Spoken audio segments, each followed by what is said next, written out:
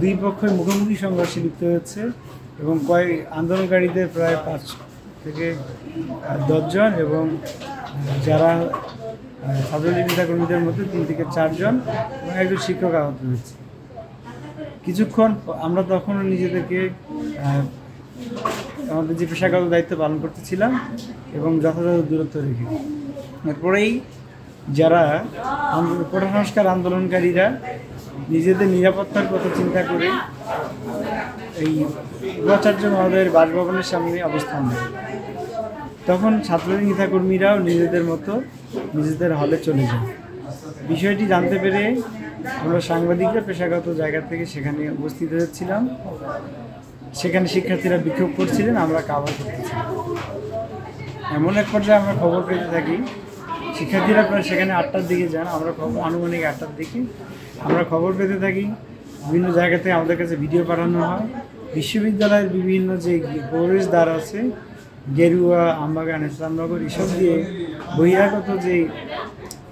বহিরাগতকে ভাড়া করে নিয়ে এসে অস্ত্রসহ মজুত করা হচ্ছে এবং শুটারও নিয়ে আসা হচ্ছে। তৎক্ষণাৎ বিশ্ববিদ্যালয়ের একজন বৈধ শিক্ষার্থী হিসেবে তৎক্ষণাৎ বিষয়টি আমরা বিশ্ববিদ্যালয়ের শৃঙ্খলা রক্ষার দায়িত্বে নিয়োজিত প্রক্টরকে জানাই। প্রক্টরকে একাধিক সংবাদ মাধ্যম দ্বারা জানানো হয়, কিন্তু তিনি শুধু দেখছেন বলে জানিয়েছিলেন।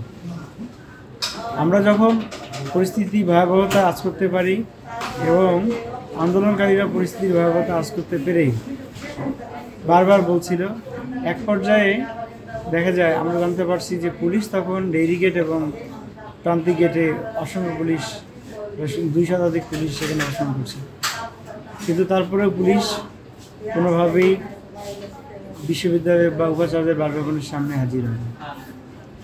তখন সাধারণ শিক্ষার্থীরা বা আন্দোলনকারীরা ভিসির বাসভবনে ঢুকে পড়ে। আমরা যেখানে যে সংঘর্ষ হতে পারে বিধায় আমরা নিজেদেরকে আলাদা করে প্রথমে প্রভিসি প্রশাসনের যে বাসভবন সেখানে লুকানোর চেষ্টা করি। তাতেও কাজ না হলে ছাত্রলীগ নেতাকর্মীদের হয়ে আমরা সেই দল টপকে গিয়ে একটি জঙ্গলে আশ্রয় নিই। তারপর আমরা দীর্ঘক্ষণ রিয়েল বডি বা যারা আছে তারা কারোরই কোনো পাইনি। আমরা ঢাকাস্থ কয়েকটি সংবাদ মাধ্যমকে আমাদের বার্তা পাঠানোর মতো কোনো অবস্থাও ছিল না, কথা বলার অবস্থা তো দূরে থাকে। কিছুক্ষণ পর কিছু শিক্ষক চলে আসলে আমি সহ প্রথম আলোর জাহাঙ্গীরনগর বিশ্ববিদ্যালয়ের প্রতিনিধি, দেশ রূপান্তরের প্রতিনিধি রিয়াল টপকে গিয়ে তাদের কাছে যাই। পাশে গোয়েন্দা সংস্থার একজন আমাদের একসাথে কাজ করার সুবিধা হচ্ছে, তাদের একটু আমরা সহায়তা পাই, গিয়ে সেখানে অবস্থান নিই। আমরা কর্মরত পুলিশদেরকে বারবার জিজ্ঞেস করেছিলাম, আপনার শিক্ষার্থীদের দেয়াল টপকে গিয়ে হামলা হচ্ছে, সাংবাদিকদের ফোন কেড়ে নিয়ে ছবি ডিলিট করা হচ্ছে, তাদেরকে গালি দেওয়া হচ্ছে, হামলা করতে আসা হচ্ছে, আপনারা কেন ব্যবস্থা নিচ্ছেন না? তারা বলছেন আমরা চাইলে 2 পক্ষের ব্যবস্থা নিতে পারি, কিন্তু আমরা তা নেব না। এবং তারা কোনো ধরনের একবারের জন্য ফাঁকা গুলি, সেল, রাবার বা জল কামান চলে নেই। তাদের সামনে দিয়েই আমরা সেখানে উপস্থিত ছিলাম। সেই কতিপয় শিক্ষার্থী এবং কতিপয় অছাত্র তারা হাতের মধ্যে বিভিন্ন ধারালো অস্ত্র নিয়ে ঘোরাফেরা করছিল। এমনকি